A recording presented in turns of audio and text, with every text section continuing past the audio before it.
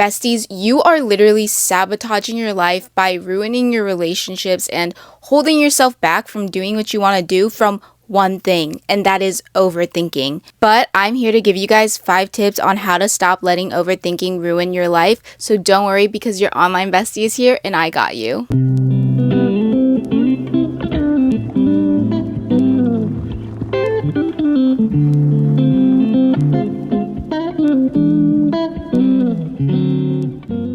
If you want to keep hearing these podcasts from me, please rate and review. And if you're on YouTube, like and subscribe. That would mean the world to me. Thank you. This past week, I have just been so exhausted. I haven't been able to get enough sleep. Haven't been able to get my work done efficiently.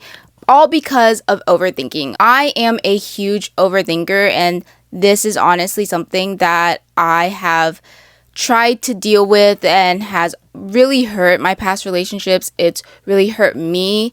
It has made me really sad and depressed for months before because of just me fighting myself in my head. And it is such a big energy drainer to the point that I'm just kind of you know what? I need to figure out how to stop this and not let this cycle continue and let this affect me so much. So I have been doing a lot of research lately of just how to stop overthinking so much and just stop letting it affect me and my relationships. You're literally just hurting yourself by overthinking, because overthinking stems from just thinking about things that you really can't control, or thinking about things that you don't even know the answer to. It's literally just assumptions that we are building up in our mind and just escalating situations and scenarios when you don't even know the outcome. And it's you have such an amazing life. Why use that energy to think about negative things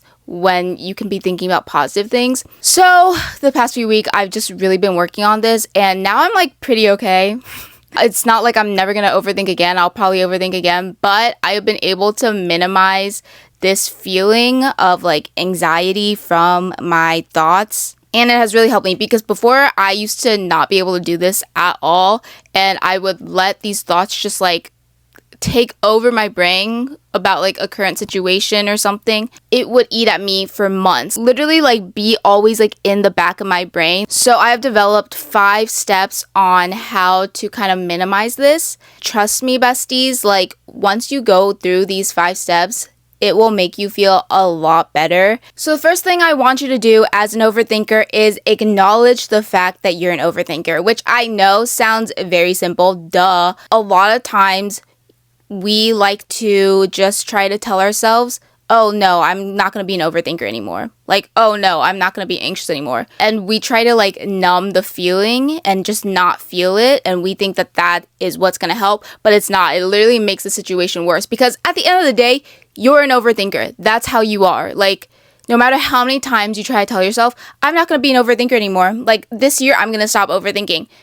You're not going to be able to, because based on whatever you've been through, whatever experiences you have been through, it has made you become an overthinker, and that's how you are. And that's not a bad thing. There's so many other people in this world who are overthinkers, okay? It's not bad to be an overthinker. That's just how you are. So acknowledge the fact that you're an overthinker, so when a time comes when you overthink, you can normalize it and just be oh, okay, it's just me overthinking again, rather than being oh my god, something bad is happening because I'm thinking this. And you can also tell people around you, if you're in a relationship, you can let them know, hey, just so you know, I tend to overthink. Suppressing your feelings never helps. You need to be open to just allowing yourself to feel anxious and recognizing, okay, I'm anxious, now what do I do about it? And I'm anxious because I'm an anxious person, and I just have to work on it. People like us who are anxious and overthinkers, that's who we are. That's it. Plain and simple, that's who we are. However, we can strive and work towards being more secure, okay? But we still need to acknowledge the fact that we are overthinkers first. And stop trying to have that victim mentality, oh my god, I'm an overthinker. No, just normalize it. You're an overthinker, okay? You might have been through some bad situations that have led you here, right? But if you keep just victimizing yourself and being well, this is how I am, I'm never gonna get better, then you're just gonna let yourself ruin your life and just sabotage every situation, like every good thing that comes into your life. Because of your overthinking, you're just gonna ruin it and think about it negatively, and you're not gonna be able to enjoy anything in your life. Step number 2, once you have acknowledged the fact that you're an overthinker, now you can look at the situation that you are overthinking and think about, am I overthinking the situation because of what's going on, or is it just because it's me? Because most of the time, it's not the situation, it's you. The other day, I was talking to my boyfriend. He freaking ate me up, okay? He left me silenced because I was overthinking like crazy. And he said to me, he said, okay, well, do you think it's fair to compare me to like other situations you have been through? And I was literally silenced. I was like, no. However, I still will, But I think it is very important to recognize, like, okay, yes, I am overthinking the situation right now, but it's not because of the actual situation. It is just because of other experiences, like, in the past. Once you realize, like, okay, I'm overthinking, like, not about this person or this situation, it can help kind of ease your mind more, knowing that, like, it's not the situation you're in that's bad. It's just the past situations that you've been put through have been bad. I think a lot of times when we overthink, we like to just automatically think, oh my God, like, because I'm overthinking this, I need to run because that means I'm in a bad situation. But sometimes overthinking could be a good thing because you can recognize that, hey, I still have these like past traumas that I need to work on or that are affecting me. And it's good to recognize that and heal that trauma. But running away from a problem just because you are thinking in your head that it could turn out bad is not going to solve anything. When I say evaluate the situation, I mean evaluate the situation, okay? No matter how like extensive you have to go, whatever is going to help you. Like, I will literally run through step by step whatever situation I'm overthinking, literally go through every step of the way to figure out what led me to the point of how I'm feeling now. So sometimes I'll journal it. I'll be like, okay, well then this happened, then this happened, then this happened, then this happened. Now I feel like this. Or I will literally say it out loud. Like, I will run myself through the scenario out loud and like be like, okay, X happened, Y happened, now I feel like Z. Because when you say it out loud or you write it down the steps, sometimes you realize that shit does not make any sense. Like, you're being delusional right now. Because sometimes I'll be like, okay, well, this happened and then this happened, so this is why I am overthinking and feeling anxious. And then I'll look back on it and I'm like, what? It just doesn't add up. So then you kind of figure out, okay, so maybe it's not because of the situation, it must be because of something else. Especially like I do this at night too, because whenever I'm like overthinking, I literally can't sleep. Like, this is why I'm exhausted all the time when I'm overthinking, because I'm just like when you're sleeping, I don't know what it is, but I always just think of the worst possible things while I'm sleeping. So instead, I'll like try to calm myself down by like going over the situation and thinking of like good things and like listing why I'm grateful about it. And seriously, besties, don't get me wrong, like if you are genuinely in a bad situation that is causing you to feel very like insecure, do not stay in that situation, all right? Don't go around telling people, well, it's because Shar told me that I might just be an overthinker, so I need to stay in this situation. No, if you know and you feel like you are genuinely in a bad situation and you're going through the context of the scenario and you're like, no, I am overthinking because whoever I'm with or whatever the situation is bad, okay, then leave. But I'm talking about if the situation is not as bad as it seems, and it might just be because you're an overthinker, okay? So don't get it mistaken. Sometimes we put ourselves in environments and situations that fuel this overthinking even more, and like it's not a safe situation for us to be in to even like heal this issue that we have, and it just makes us more anxious. Never put yourself in those situations or like take yourself out of those environments, okay? And step number 3, when you're evaluating your thoughts and the situation, now ask yourself, can you control this? Because most of the time when you're overthinking, you can't control it at all. Like, I always fear either something really bad is going to happen to me or someone is going to do something bad to me or stuff like that. And a lot of those fears, like, I can't control that. Like, one, I am just assuming that, and I shouldn't even assume that anyways. But two, let's say the worst does happen. I can't control that. I can't prevent that. So why am I constantly, like, worrying about that? If you can't control something, like, then figure out what you can control. You can control what you're doing during that moment instead of sitting there and just like crying and thinking about all the bad things that may happen. You could choose to like do something to get your mind off of it. You know, go take a walk, go to the gym, and you can choose to think positively. That might be a crazy concept for you. I will always try to make a gratitude list whenever I'm feeling like super anxious and overthinking. Like, I will sit down and write down everything that I'm grateful for in my life so I can kind of like avoid just thinking about something negative. Because like, yeah, sometimes I will fully like just sit there and think the worst of the worst. However, I don't have to. Like, no one is putting a gun to my head and telling me, Charlize, think of the worst, you know? Especially at night, like I said, like that's when I think of the worst possible things. So sometimes I'll probably turn on like a very lighthearted show, or sometimes I watch ASMR at night so I can like get my mind off of those thoughts. That's another thing. Do not watch like depressing stuff when you're an overthinker, okay? Because that's so negative and you're just gonna fuel more negativity in your brain, and you don't want that. So I like to watch very like happy, positive, lighthearted. Sometimes I watch cartoons. Going off of that, step number 4 is don't let other people choose your thoughts for you, or don't let other people feed you negative thoughts. I would always, whenever I was overthinking, I would always go online and kind of look up the situation that I'm overthinking and kind of like ask the internet and see what the internet says. And surprise, surprise, the internet is typically negative, so the answers I will get will just make me feel worse and make me overthink even more. And you could go to a friend about a situation. However, I don't always advise that. Or you could go rant to a friend, but I don't advise getting advice all the time from your friends, because whenever you're overthinking and you are telling your friend why you're overthinking, you will probably construe the story to what you think it is rather than what it actually is, because obviously it's like you're already in your head about it.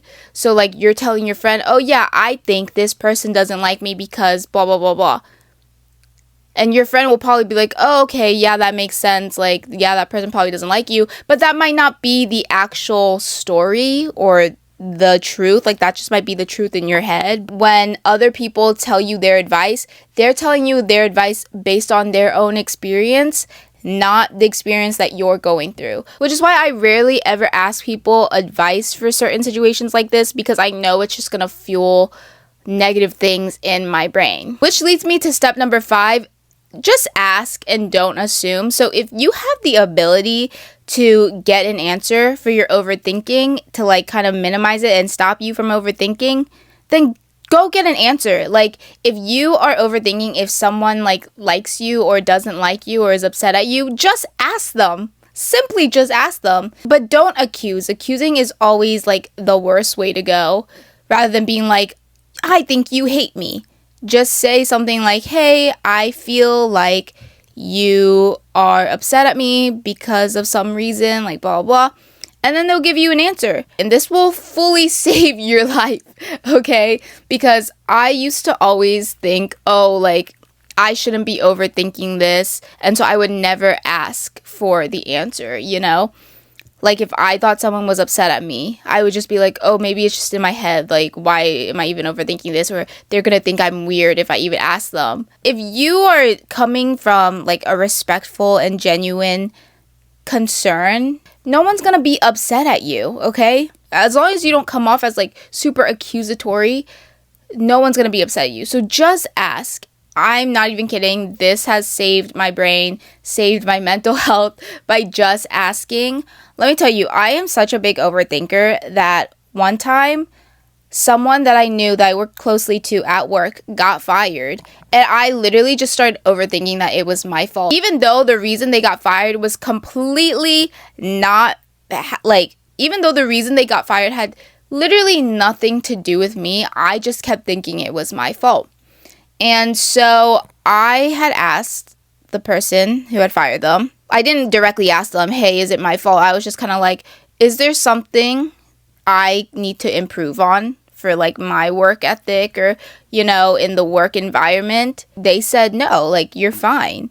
Which made me realize, oh, okay, then it wasn't my fault. Because if it was my fault, they would probably be like, hey, Char, you need to work on this and this. But if I had not asked them that, like, I would just constantly be sitting here and thinking that it is my fault and that person got fired because of me, and it would literally eat at me for probably the rest of my life because it's always just like sitting there in the back of my head and I don't know the answer. But guess what? I got my answer and now I'm chilling. And once you get the answer, believe the answer, because for the most part, people aren't going to really lie to you. Because I know us overthinkers, even though we get an answer, sometimes our mind is like, oh no, but they're lying to me. But just trust the answer, okay? Save yourself some peace and just trust whatever someone says to you. You're going to be like, okay, this person says they're not mad at me, then they're not mad at me. Because you've done all that you can do, okay? So like I said, ask, don't assume. I would say this is honestly the most important step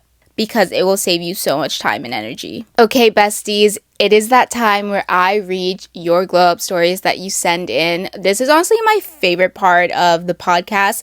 And if I don't read yours on the podcast, don't worry. That doesn't mean I don't read them because I literally read every single one of them. I literally spent like this entire morning going through all your stories and it makes me so emotional. Like, I am so proud of you guys, truly. And even if you don't even feel like you have a glow up story to share, it could literally be something as simple like, I got out of bed today. That should be something that you are proud of if that seems like something that is hard for you. I want everybody at the end of this podcast to write something that they are proud of themselves for, okay? It does not have to be anything crazy. You all should be so proud of yourselves for anything that you do every day.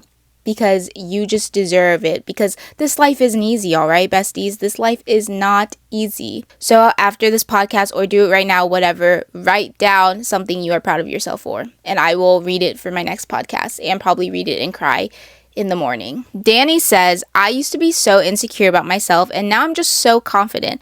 I feel like it was because I used to have unsupportive friends and now I think I have found my people. Danny, I am so happy for you. That is really important to make sure you're surrounding yourself with people who are only going to uplift you because you don't want that negative energy around you and you don't need it.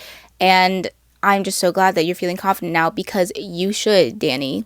And I'm glad that you were able to remove those people that you realized were unsupportive from your life as well, because that could be a very difficult thing to do. But it seems like you have found people who fit you more, and I hope you guys continue to have a strong relationship together. Okay, I don't know if I'm saying this username right. It's like Shuwana.